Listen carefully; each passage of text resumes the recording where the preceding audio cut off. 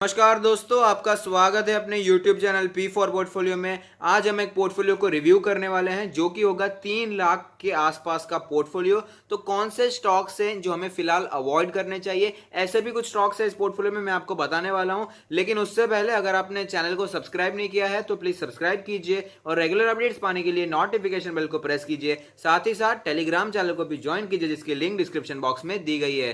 तो चलिए इस पोर्टफोलियो को रिव्यू करते हैं।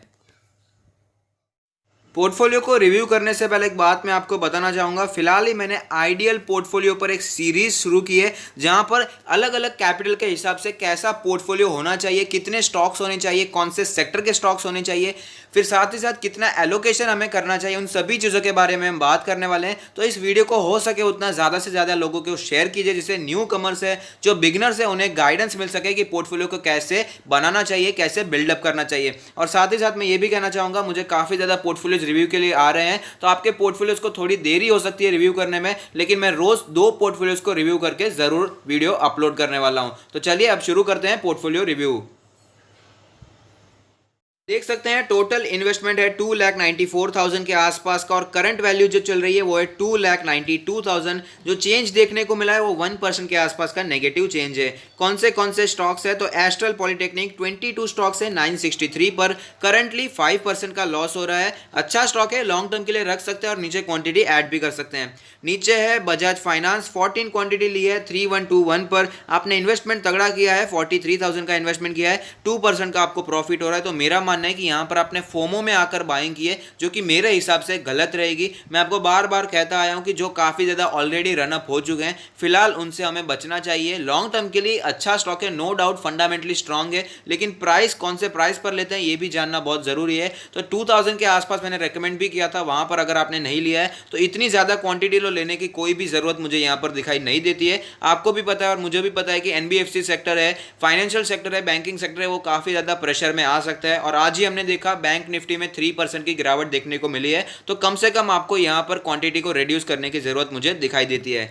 नेक्स्ट है बाटा इंडिया, 20 क्वांटिटीज ली है 1273 पर। आपने 25% का 25,000 का इन्वेस्टमेंट किया है। करंटली आपको फ्लैट पॉजिटिव रिटर्न्स देखने को मिल रहे हैं, लॉन्ग टर्म के लिए अच्छा स्टॉक है।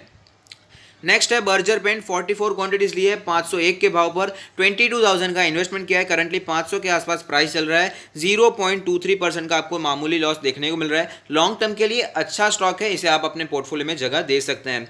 नेक्स्ट है दीपक नाइट्रेट, 43 स्टॉक्स लिए हैं 478 के प्राइस पर, 20,000 का आपने इन्वेस्टमेंट किया है, 15% के आसपास का प्रॉफिट हो रहा है। केमिकल सेक्टर का स्टॉक है, one of the best stock है, इसे भी लॉन्ग टर्म के लिए कंटिन्यू होल्डिंग किया जा सकता है। नेक्स्ट है डिमार्ट, 8 स्टॉक्स आपने लिए हैं 2274 पर, 18,000 का इन्वेस्टमेंट किया है। करंटली 5% का लॉस हो रहा है, इसे भी लॉन्ग टर्म के लिए रखा जा सकता है, लेकिन आपको पता है इसके Q1 के रिजल्ट्स खराब आए हैं और मैंने आपको पहले भी वीडियो के माध्यम से बताने की कोशिश की है। जिन्होंने 2000 के आसपास इसमें पोजीशन बनाई है वो इसमें से एग्जिट कर ले तो ही अच्छा होगा, क्योंकि इसकी सिचुएशन आगे आने वाले दिनों में थोड़ी और गंभीर होती हुई हमें दिखाई दे सकती है। बाकी तो डिसीजन आपका ही रहने वाला है। नेक्स्ट है HDFC AMC, 10 क्वांटिटीज है 2821 पर। आपने इन्वेस्टमेंट किया है 28,000 का, करंटली 13% का लॉस हो रहा है। ऊपर के प्राइस पर लिया है, कोई बात नहीं, अपने सेक्टर का मार्केट लीडर है तो आप इसे अपने पोर्टफोलियो में जगह दे सकते हैं। बल्कि मैं तो ये भी कहूंगा कि नीचे के प्राइस पर अगर आपको मिलता है तो लॉन्ग टर्म के लिए क्वांटिटी को ऐड भी कर सकते हैं। नेक्स्ट है बैंकिंग सेक्टर का market leader HDFC bank, 17 quantity है 1119 पर, 19,000 का इन्वेस्टमेंट किया है। करंटली आपको 5% का लॉस हो रहा है। तो आपने यहाँ पर भी फोमो में आकर बाइंग कर लिया, ऐसा मुझे दिखाई देता है। तो यहाँ पर भी मैंने आपको कहा था कि काफ़ी ज़्यादा ऊपर निकल चुका है, जहाँ पर वैल्यू दिखाई देती है वहाँ पर ही हमें बाइंग करना चाहिए, और स्पेशली बैंक निफ्टी के स्टॉक्स में, यानी कि फाइनेंशियल BFSI सेक्टर के स्टॉक्स में। तो यहाँ पर अगर ले ही लिया है तो आप होल्ड कर सकते हैं, फंडामेंटल्स में कोई भी बुराई नहीं है, लॉन्ग टर्म में तो वैसे भी अच्छे मुनाफे बनाकर देने ही वाला है। नेक्स्ट है HDFC लाइफ, 25 क्वांटिटी ली है 522 के प्राइस पर, 13,000 का इन्वेस्टमेंट किया है। करंटली 15% का प्रॉफिट हो रहा है, अच्छा शेयर है, लॉन्ग टर्म के लिए होल्ड कर सकते हैं। नेक्स्ट है IGL, 44 क्वांटिटीज ली है 436 के प्राइस पर, 19,000 का आपने इन्वेस्टमेंट किया है। करंटली 5% का लॉस हो रहा है, अच्छा शेयर है, लॉन्ग टर्म के लिए इसमें क्वांटिटी बिल्डअप की जा सकती है। नेक्स्ट है पीडीलाइट इंडस्ट्री, 20 शेयर्स लिए हैं 1382 पर, 27,000 का इन्वेस्टमेंट किया है। करंटली फ्लैट यहाँ पर नेगेटिव रिटर्न्स देखने को मिल रहे हैं, अच्छा शेयर है, मोनोपोली वाला बिजनेस है तो नीचे आता है तो इसमें क्वांटिटी ऐड करनी है। नेक्स्ट है रिलैक्सो फुटवेयर, 44 क्वांटिटी है 646 के प्राइस पर, 28,000 का आपने इन्वेस्टमेंट किया है, 4% का आपको यहाँ पर लॉस हो रहा है। अच्छा शेयर है, इसे भी लॉन्ग टर्म के लिए रखा जा सकता है। नेक्स्ट है एसबीआई लाइफ इंश्योरेंस, 10 शेयर्स लिए 817 पर, आपने इन्वेस्टमेंट किया है 8,100 का, 5% का आपको प्रॉफिट हो रहा है। ये भी इंश्योरेंस कंपनी में अच्छा शेयर है, इसे भी लॉन्ग टर्म के लिए रखा जा सकता है। आपके पोर्टफोलियो को रिव्यू करते वक्त मैंने देखा कि कुछ चेंजेस यहाँ पर किए जा सकते हैं, जहाँ पर मैंने देखा बाटा इंडिया और रिलैक्सो दोनों में आपने इन्वेस्टमेंट किया है, दोनों ही अच्छे शेयर्स हैं और आपका पोर्टफोलियो है 3 लाख के आसपास का, तो यहाँ पर दोनों शेयर्स की कोई ज़रूरत मुझे दिखाई नहीं देती है। तो यहाँ पर कौन से भी एक स्टॉक में आप क्वांटिटी बिल्डअप कर सकते हैं और बाय ऑन डिप्स के स्ट्रैटेजी के साथ लॉन्ग टर्म के लिए ऐड कर सकते हैं, ऐसा मेरा मानना रहेगा। नेक्स्ट मैंने ये भी देखा आपने एचडीएफसी लाइफ और एसबीआई लाइफ दोनों में इन्वेस्टमेंट किया है। लाइफ इंश्योरेंस सेक्टर की कंपनीज है और साथ ही साथ बीएफएसआई सेक्टर की कंपनी है। आपने बीएफएसआई सेक्टर में वैसे भी काफ़ी ज़्यादा एक्सपोजर लिया हुआ है। Bajaj finance, HDFC AMC, HDFC bank, HDFC life और एसबीआई लाइफ, इन सब में इन्वेस्टमेंट करने की जरूरत नहीं है। कम से कम एचडीएफसी लाइफ या एसबीआई लाइफ में से एक को आपको निकाल देना चाहिए। मेरा मानना है कि एचडीएफसी लाइफ को आप कंटिन्यू कर सकते हैं, क्योंकि आपने वहाँ पर अच्छी क्वांटिटी बिल्डअप की है in comparison to SBI life.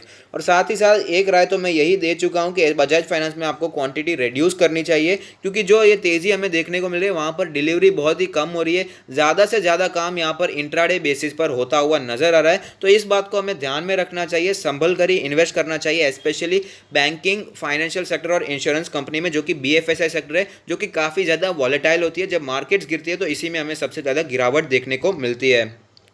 दूसरी जो बात मैंने ये देखी है कि आपने डीमार्ट में भी इन्वेस्टमेंट किया है। मेरा मानना है डीमार्ट में मैं करंटली तो फ्रेश बाइंग बिल्कुल भी नहीं कर रहा हूँ और आपको भी रेकमेंड नहीं कर रहा हूँ, क्योंकि इसके क्वार्टर रन के जो रिजल्ट्स आए हैं बिल्कुल भी एनकरेजिंग नहीं आए हैं। 88% हमें वाई प्रॉफिट में ड्रॉप देखने को मिला है और इसके आगे आने वाले क्वार्टर्स भी थोड़े से तनाव में रहते हुए दिखाई दे सकते हैं। तो यहाँ पर संभल कर इन्वेस्ट करना चाहिए और करंटली तो अवॉइड करना चाहिए। और मैंने पहले भी बताया कि जिन्होंने 2000 के आसपास इन्वेस्टिंग किया है उसे अपना प्रॉफिट प्रोटेक्ट करके फिलहाल के लिए टेम्पररीली एग्जिट करना चाहिए। कंपनी के फंडामेंटल बहुत ही अच्छे हैं, नीचे जब आएगा तो हम इसमें पोजीशन बनाएंगे, लेकिन इसकी करंट सिचुएशन हमें फेवरेबल दिखाई नहीं देती है।